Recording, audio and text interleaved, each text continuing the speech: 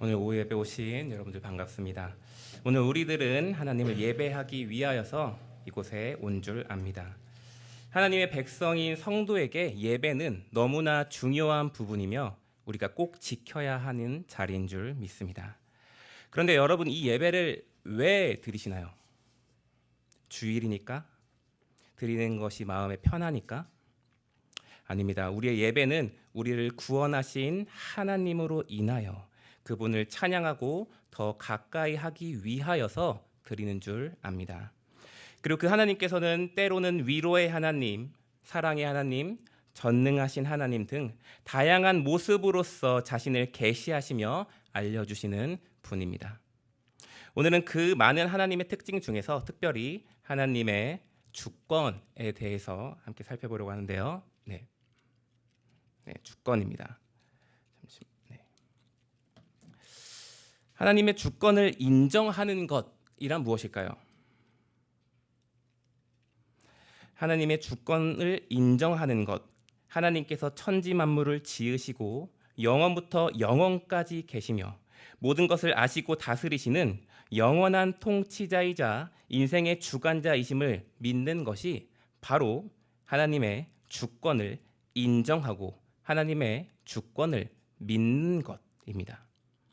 그렇다면 여러분, 인생의 주관자이시고 참된 주권을 가지신 하나님을 믿는 우리는 하나님 앞에서 순종의 자세를 가져야 하는 줄 믿습니다. 네, 순종입니다. 네, 되네요 이제. 죄송합니다. 자, 순종의 자세를 가져야 하는 줄 믿습니다. 여러분, 우리가 하나님의 주권을 정말 믿는다면, 우리가 정말 하나님의 주권을 인정한다면은 하나님 앞에서 순종의 자세를 가져야 하는데요. 생각해 보세요. 우리를 언제나 선한 길로 인도하시는 그 신실하신 하나님, 모든 인생의 주관자이신 그 하나님을 우리가 정말로 진심으로 전심으로 우리가 그 하나님을 믿는다면 말이죠, 우리는 순종을 하지 않는 것이 오히려 이상한 모습이라는 겁니다. 정말로 마음을 다해 100% 믿는다면 말이죠. 그렇다면 여러분, 여러분의 일상 속에서 드러나는 순종의 모습과 하나님을 내 인생의 주관자라고 우리가 인정했던 그 모습과 얼만큼의 차이가 있으신가요? 우리의 일상 속에서의 그 순종의 모습과 우리가 방금 하나님의 주권을 인정한다고 다 같이 아멘은 하지 않았지만 다 같이 마음속으로 아멘을 한 줄 믿습니다. 그런데 그렇게 인정을 하였는데 우리의 일상 속에서의 순종과 우리의 고백과는 얼만큼의 거리가 있으십니까? 여러분, 순종의 모습은 정말 다양합니다. 예배에 빠지지 않는 것, 봉사를 잘하고 헌금을 다하는 것, 마음을 다해 다하는 것, 이것이 순종의 모습일까요? 물론입니다. 물론 순종의 모습입니다. 너무나 중요합니다. 제가 아까 앞서 말했듯 우리의 예배는 너무나 중요한 자리입니다. 성도된 우리는 이 예배를 귀중하게 마음을 다하여 빠지지 아니하고 봉사도 최선을 다하여서 교회를 섬기는 것, 너무나 중요한 모습이라는 겁니다. 그런데 사무엘이 사울 왕에게 했던 그 말을 기억하시나요? 우리가 함께 사무엘상 15장 22절을 읽도록 하겠습니다. 함께 읽겠습니다. 사무엘이 이르되 여호와께서 번제와 다른 제사를 그의 목소리를 청종하는 것을 좋아하신 같이 좋아하시겠나이까? 순종이 제사보다 낫고 듣는 것이 순양의 기름보다 나으니. 아멘. 또한 예수님께서는 안식일에 사람을 고치시며 이 안식일은 규칙을 지키는 날이 아니라 사람을 살리기 위함이로다라고 말씀을 해주셨습니다. 그러나 이 말들은 예배를 소홀히 여겨라, 안식일을 경히 여겨라, 이런 말들이 절대 아닙니다. 무엇이죠? 하나님의 마음을 알라는 겁니다. 우리를 향한 그 규율들 안에 있는 그 하나님의 진짜 마음을 파악하라는 겁니다. 우리는 마음을 다해 예배를 드려야 하며 하나님의 안식에도 물론 참여해야 합니다. 이것이 바로 순종이 제사보다 낫다는 말이며 그의 목소리를 듣는 것이 순양의 기름보다 낫다는 말이라는 겁니다. 여러분, 우리는 언제나 하나님 앞에서 순종하며 나아가야 하는 줄 믿습니다. 그런데요, 만약 주님께서 이 말씀은 우리가 모두 아멘이시죠? 아멘이시죠? 네, 아멘이시죠? 네, 아멘입니다. 그런데 우리가 이렇게 하나님 말씀에 순종해야 된다는 말에 아멘을 하였는데, 만약 주님께서 여러분에게 어떠한 감동을 주셔서 말씀을 주셨다고 한번 가정해 봅시다. 그런데 그 말씀은 말이죠, 어떤 큰 대가를 치러야 됩니다. 여러분, 만약 그 말씀이 여러분이 갖고 있는 정말 귀중한 대가를 모두 치러야 된다는 그 말씀이라면은 여러분 순종하시겠습니까? 정말 나의 피가 나도록 흘려야 하는 그 대가를 치러야 하는 것이라면은 순종하시겠습니까? 여러분, 우리는 입으로 순종한다 말하지만 때로는 내 인생은 나의 것이라고 말할 때가 너무나 많다는 것입니다. 우리가 민수기 27장 12절부터 14절의 말씀을 함께 보도록 하겠습니다. 우리가 함께 읽겠습니다. 여호와께서 모세에게 이르시되 너는 아바람 산에 올라가서 본 후에는 내 형 아론이 돌아간 것 같이 너도 조상들에게 돌아가리니 이는 신 광야에서 회중이 분쟁할 때에 너희가 내 명령을 거역하고 그 물가에서 내 거룩함을 그들의 목전에 나타내지 아니하였음이니라. 이 물은 곧 신광야 가데스의 물이니라. 아멘. 하나님께서는 모세를 아바림 산에 올라가 약속의 땅을 이제 바라보게 하십니다. 그런데 그 약속의 땅을 바라보게 하시면서 자, 이제 너희가 들어갈 땅이다, 가라라고 말씀하시는 것이 아니라 이제 너는 이곳에서 죽게 될 것이다 라고 말씀을 하십니다. 여러분, 모세가 누구입니까? 수많은 고난 속에서 이스라엘 백성을 위해서 헌신하였으며 하나님 말씀에 순종하여서 약 200만 명 가량의 백성을 힘들게 강한 리더십으로 이끌었던 지도자입니다. 그런데 약속의 땅을 향하여 한 걸음 한 걸음 순종하였고 그 세월은 자그마치 40년이라는 세월을 하나님께 순종하며 바쳤다는 것입니다. 근데 그 땅에 들어가지 못하는 것뿐만 아니라 죽음까지 선고를 받습니다. 그들은 그들의 땅으로 들어가고 모세는 외로이 이제 그 땅에 들어가지 못한 채 죽게 될 것이라는 말씀을 듣게 됐다는 것입니다. 신명기 3장 23절 이후의 말씀을 보면은 하나님의 이 말씀을 들은 모세가 하나님 그 아름다운 땅 가나안에 들어가게 하여 주시옵소서라고 하면서 간구하는 장면이 딱 한 번 등장합니다. 그러나 하나님께서는 그 모세의 간구에 단호히 거부하십니다. 그러자 모세의 반응은 이런 반응이었습니다. 제가 읽겠습니다. 여호와 모든 육체의 생명의 하나님이시여 원하건대 한 사람을 이 회중 위에 세워서 그들로 그들 앞에 출입하며 그들을 인도하여 출입하게 하사 여호와의 회중이 목자 없는 양과 같이 되지 않게 하옵소서. 아멘. 모세는 더 이상 자신의 소원을 붙잡고 떼를 쓰지 않습니다. 자신의 생명을 간구한 그 기도에서 하나님의 백성을 위한 간구로 그 기도를 바꾸는 모습을 우리는 살펴볼 수 있습니다. 여러분, 이것이 바로 하나님의 주권을 인정하는 그 순종의 모습 아니겠습니까? 결국 모세는 자신의 바램대로 여호수아라는 위대한 후계자를 세우게 되었고 이스라엘을 향한 마지막 고별 설교를 마친 이후에 성경은 모세에 대해서 이렇게 고백하고 있습니다. 제가 읽겠습니다. 이에 여호와의 종 모세가 여호와의 말씀대로 모압 땅에서 죽어. 여러분, 여호와의 말씀대로 죽었다. 되게 묘한 말 아닙니까? 여호와의 말씀대로 죽었다. 그리고 그가 죽음 가운데 두었을 때 그의 모습이 어떠했다고 하죠? 그는 죽기까지 그 기력이 쇠하지 않았다. 이 말이 무엇을 반증합니까? 다시 말해 지금 죽게 된 이 모세의 상황은 지금도 이스라엘 백성을 충분히 이끌 수도 있는 그 능력을 갖고 있는 상태라는 겁니다. 그러니까 능력이 없어져서 그만둔 것이 아니라 아직 능력이 출중한데 그렇게 죽게 된 상황이라는 것입니다. 그럼에도 자신의 능력이 있다는 것을 모세도 알았음에도 모세는 하나님의 계획에, 그 말씀에 순종합니다. 모세의 시작도 순종이었습니다. 그리고 그 마지막도 순종이었습니다. 여러분, 이 모세의 모습을 우리가 함께 보았는데 지금 이제 또 다른 한 사람의 인물을 살펴보려고 합니다. 우리가 함께 이 말씀을 읽도록 하겠습니다. 함께 읽겠습니다.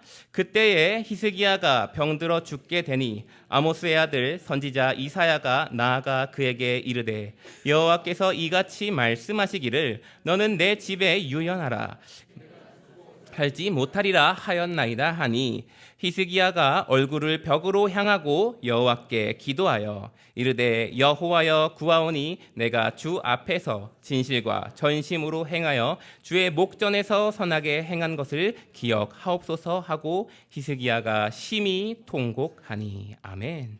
여러분, 이 말씀은 히스기야가 이사야를 통하여서 죽음을 선고받은 그 장면입니다. 그런데 히스기야가 여러분 어떤 사람이죠? 어떠한 인물로 평가되고 있죠? 히스기야는 남유다의 역사 속에서 선한 왕으로 손꼽히는 너무나 위대한 왕입니다. 우상을 제거하였고 유월절을 회복하였으며 아수르의 위협 속에서 하나님의 기적까지 경험했던, 정말 하나님과 가까이 긴밀히 했던 그런 선한 왕이었습니다. 그런 그가 선지자를 통해서 죽음을 듣게 되자 이렇게 말하는 겁니다. 하나님 앞에서 선하게 행한 것을 기억하여 주옵소서. 그리고 하나님께서는 그 히스기야의 눈물을 보셨습니다. 그리고 그의 생명을 15년씩이나 연장시켜 주십니다. 여기까지 보면 참 은혜로운 장면이 아닐 수 없습니다. 그러나 문제는 여기부터 시작됩니다. 역대하 32장 25절에는 이렇게 말씀하고 있습니다. 제가 읽겠습니다. 히스기야가 마음이 교만하여 그 받은 은혜를 보답하지 아니함으로 진노가 그의 유다와 예루살렘에 내리게 되었더니. 아멘. 죽음에서 살아난 히스기야는 이전과 다르게 오히려 하나님의 은혜를 배로 입었음에도 불구하고 그 은혜를 잊어버리는 삶을 살게 됩니다. 교만하여졌고 많은 재물과 보화 속에서 안일하게 살게 됩니다. 그리고 이를 보신 하나님께서 이사야를 통해서 다시 경고를 합니다. 이런 말씀을 하고 있습니다. 내 집의 모든 것이 바벨론으로 옮겨져 하나도 남지 않을 것이다. 또한 내 자손 중 바벨론의 포로로 끌려가는 자들도 있을 것이다. 여러분, 그리고 이 말을 들은 히스기야가 이렇게 대답하는 겁니다. 내 사는 날에는 평안을 주시는 하나님은 선하십니다. 이 말이 무슨 말이죠? 후대에 포로로 끌려가든 어떻게 후대에 되든 지금 내 삶은 뭐하다는 겁니까? 평안하다는 겁니다. 그러니까 누구를 찬양하는 거죠? 하나님을 찬양합니다. 다시 말해서 후대가 어떻게 되든 상관없고 내 삶에는 평안이 넘치니 감사합니다. 이 말하는 겁니다. 그리고 그의 아들은 어떻습니까? 그의 아들 므낫세는 남유다 유다의 역사상 가장 악한 왕으로 이스라엘을 정말 악한 구렁텅이로 빠뜨리게 만든 악한 왕입니다. 여러분, 그렇다면은 히스기야의 간구로, 눈물의 간구로 호소했던, 그렇게 얻은 15년은 축복이었습니까? 저주의 시작이었습니까? 오늘 본 두 개의 이야기는 우리에게 이렇게 묻는 것 같습니다. 너의 생명이 중요한가? 하나님께 순종하는 것이 중요한가? 자신의 생각을 하나님께 내어드렸던 그 모세와 자신의 생각을 하나님께 간구했던 히스기야, 이 두 명의 인물의 차이점은 너무나 극명하고 그 이후의 모든 이야기들도 극명하게 차이가 난다는 것입니다. 그리고 하나님께 간구했던 또 하나의 인물을 함께 살펴보도록 하겠습니다. 우리가 함께 읽겠습니다. 조금 나아가사 얼굴을 땅에 대시고 엎드려 기도하여 이르시되 내 아버지여 만일 할 만하시거든 이 잔을 내게서 지나가게 하옵소서. 그러나 나의 원대로 마시옵고 아버지의 원대로 하옵소서 하시고. 아멘. 여러분, 이 예수님의 순종은 말이죠, 이 십자가의 순종은 말이죠, 단지 육체적인 죽음 그 한 번을 감수하는 정도가 아닙니다.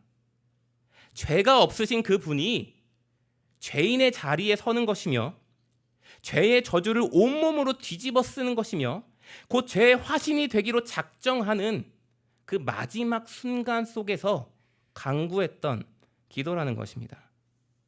그리고 예수님의 그 순종으로 인하여서 우리는 하나님과의 연합을 이루게 되었습니다. 말씀에 순종할 수 없었습니다. 우리는 예수님 없이 우리는 말씀에 순종할 수 없습니다.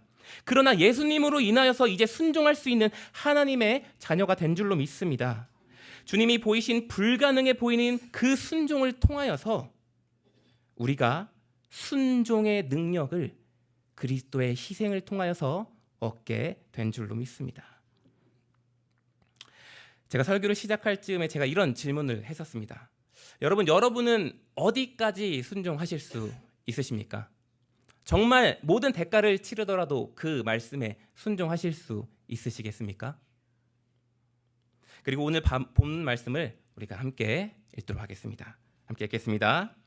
이에 예수께서 제자들에게 이르시되 누구든지 나를 따라오려거든 자기를 부인하고 자기 십자가를 지고 나를 따를 것이니라.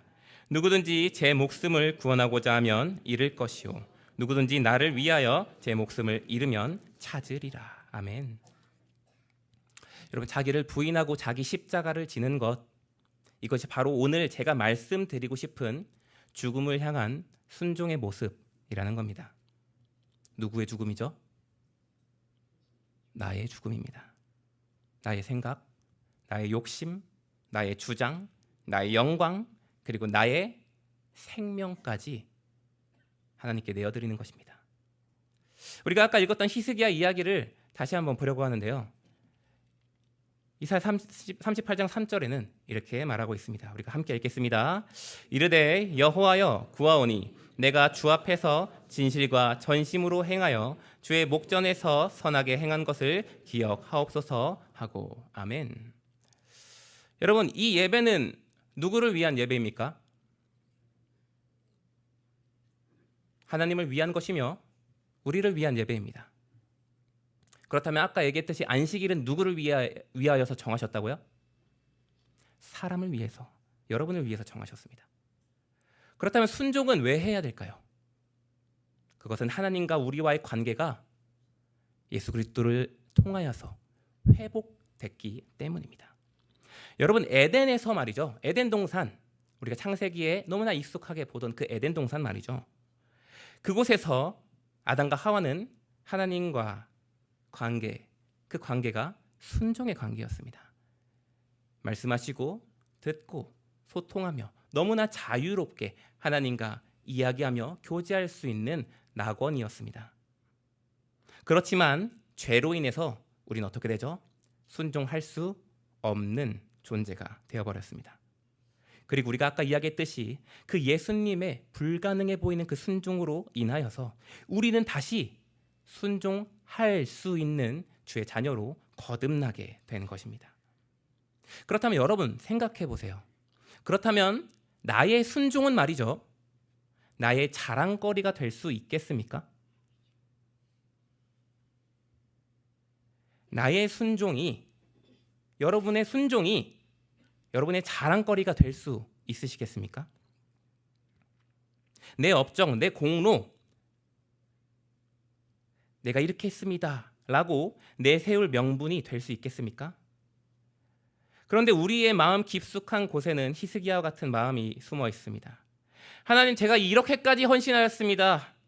하나님, 이 정도면 제가 괜찮게 교회를 위해 내 몸과 시간을 희생한 것 아닌가요? 하나님, 이 정도면은 제가 많이 순종한 것 아닌가요? 저 사람보다는, 이 사람보다는 평균으로 봤을 때는 제가 순종하는 편이죠. 그러나 우리는 이 순종을 방금 이야기와 같이 마치 내 업적처럼 내세우려고 할 때가 있다는 것입니다. 여러분, 순종은 오직 하나님의 은혜로 이루어지는 사실이라는 것을 여러분 꼭 기억하시길 바랍니다. 한번 생각해 봅시다. 하나님과의 나와의 관계, 우리가 순종의 은혜도, 하나님께 나아갈 수 있는 은혜도 모두 하나님의 은혜입니다. 그렇다면은 하나님과의 나와의 그 관계 가운데서 순종하지 못하는, 불신하고 불순종하는 그러한 모습, 하나님과 우리와의 관계 가운데 가장 큰 독이 되는 것은 무엇입니까? 나라는 겁니다.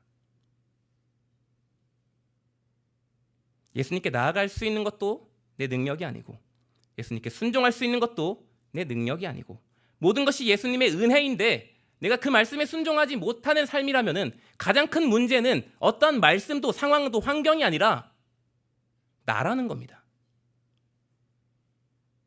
나의 삶의 주권을 쥐고 나를 세우려는 죄의 본성이 우리 안에 아직 깊숙이 남아있다는 것입니다. 그리고 사도 바울은 자신의 삶에 대해서 이렇게 고백하였습니다. 함께 읽겠습니다. 내가 그리스도와 함께 십자가에 못 박혔나니 그런즉 이제는 내가 사는 것이 아니요 오직 내 안에 그리스도께서 사시는 것이라. 이제 내가 육체 가운데 사는 것은 나를 사랑하사 나를 위하여 자기 자신을 버리신 하나님의 아들을 믿는 믿음 안에서 사는 것이라. 아멘. 여러분, 바울은 분명히 알았습니다. 하나님과의 관계에서 가장 위협적인 존재가 바로 자기 자신이라는 것을 말이죠. 그렇기 때문에 바울은 이런 말을 하게 되죠. 오호라, 나는 공고한 사람이로다. 이 사망의 몸에서 누가 나를 건져내랴. 이러한 바울은 자신을 하나님께 내어드리기 위해 최선을 다하고 온 마음을 다하고 자신의 생명을 바치는 그런 삶을 살았습니다. 그리고 그 바울은 이러한 고백을 하였습니다. 우리가 함께 읽겠습니다. 함께 읽겠습니다. 그러나 너는 모든 일에 신중하여 고난을 받으며 전도자의 일을 하며 내 직무를 다하라. 전제와 같이 내가 불써 부어지고 나의 떠날 시각이 가까웠도다. 나는 선한 싸움을 싸우고 나의 달려갈 길을 마치고 믿음을 지켰으니. 아멘. 뭐와 같이 부어졌다고요? 전제와 같이. 여러분, 전제는 제사의 방법 중에 포도주와 같은 그런 액체를 끝까지 다 부어드리는 어떤 제사의 한 형식입니다. 다시 말해서 바울은 자신의 시간과 자신의 에너지를 하나님께 모두 바쳤다는 것입니다. 이것만 바쳤습니까? 아닙니다. 자신의 생각과 자신의 주권과 자신의 생명까지 모두 전제와 같이 부어드렸다는 것입니다. 저는 이 전제의 비유, 바울의 이 전제의 비유를 들으면 항상 생각나는 성경의 이야기가 있습니다. 그것은 바로 값비싼 향유 옥합을 깨뜨린 여인의 이야기입니다. 여러분, 이 여인이 깨뜨린 향유 옥합은 약 1년 연봉에 달하는 그 값비싼 물건입니다. 그리고 그 향유를 깨자 사람들이 뭐라고 말하죠? 왜 비싼 향유를 낭비하느냐? 그 돈으로 가난한 자를 도왔으면은 그 값어치에 맞게 사용될 텐데. 여러분, 이 말이 사실입니까? 아닙니까? 사실은 맞습니다. 사실이긴 합니다. 우리의 삶에선 사실입니다. 그러나 예수님께서 그 여인의 행동을 보고 뭐라고 말씀하십니까? 이렇게 말씀하고 있습니다. 온 천하에 어디서든 복음이 전파되는 곳에서 이 여인이 행한 일도 말하여 그를 기억하리라. 예수님께서 왜 이렇게 말씀하셨나요? 이것이 왜 중요한 건가요? 여러분, 향유를 깨뜨릴 때 사람들의 비난이 쏟아졌습니다. 그리고 그 비난은 매우 현실적인 말입니다. 맞습니다. 차라리 그걸로 1년 연봉이면 얼마입니까? 많은 사람들을 도울 수 있는 돈입니다. 그러나 그 비난하는 시간 동안 이렇다 저렇다 말들이 오가는 동안 어떤 일이 벌어진지 아십니까? 그 향이 온 집안을 메우더라.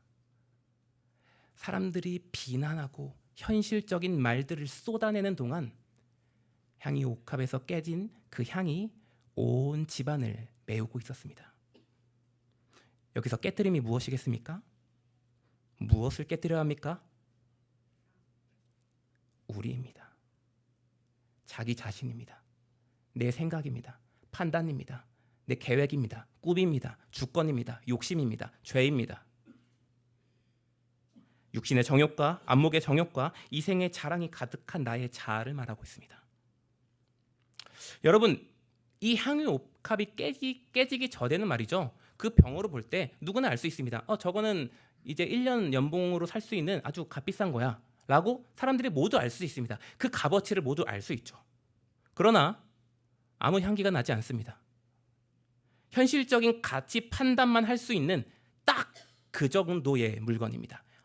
1년 연봉에 달하는 어떠한 물건, 아무런 향도, 가치도 일어나지 않고 있습니다.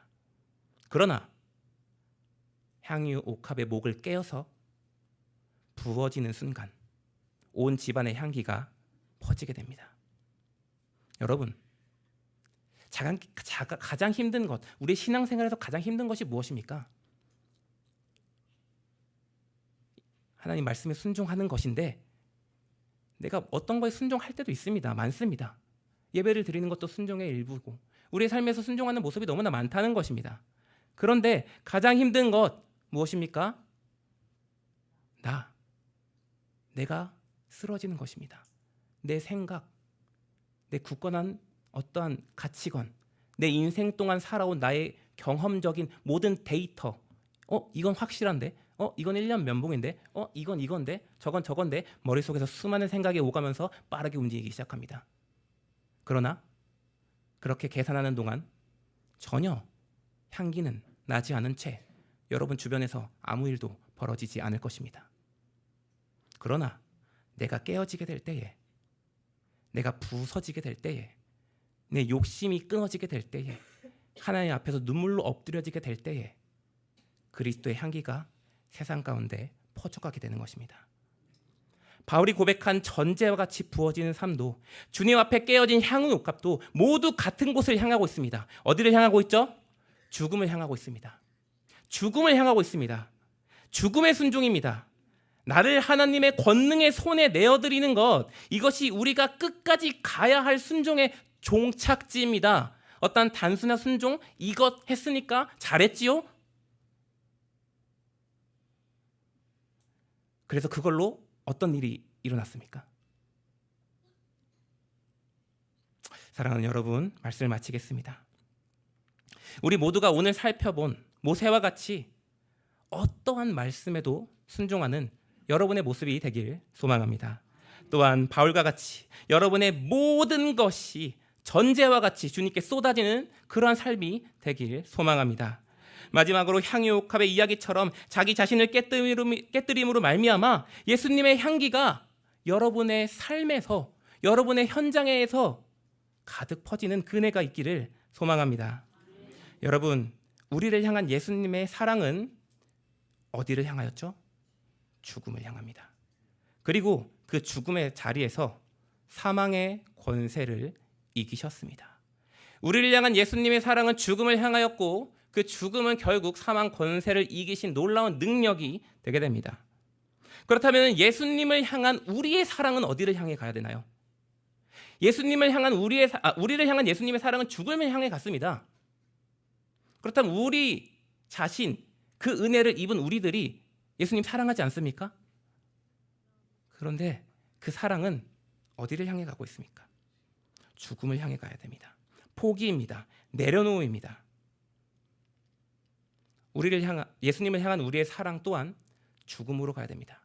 그리고 우리가 그렇게 깨어 부서질 때에 예수님이 이루신 그 사망 권세를 이기신 능력이 우리의 삶에서 벌어지는 그 놀라운 역사가 일어나게 될 줄 믿습니다. 사랑하는 여러분, 오늘 말씀은 참 아이러니합니다. 깨어졌지만 도리어 완전해지고, 완전히 부어졌지만 오히려 가득 채워지는 놀라운 역전의 이야기를 계속 담고 있습니다. 사랑하는 여러분, 오늘 나온 이 모든 스토리의 내용을, 모든 그 메시지를 여러분 마음속에 담아서 여러분의 삶에서도 깨어졌지만, 무너졌지만, 모두 비워졌지만 메워지고 채워지고 세워지는 놀라운 하나님의 역사가 있기를 간절히 소망합니다. 기도하겠습니다.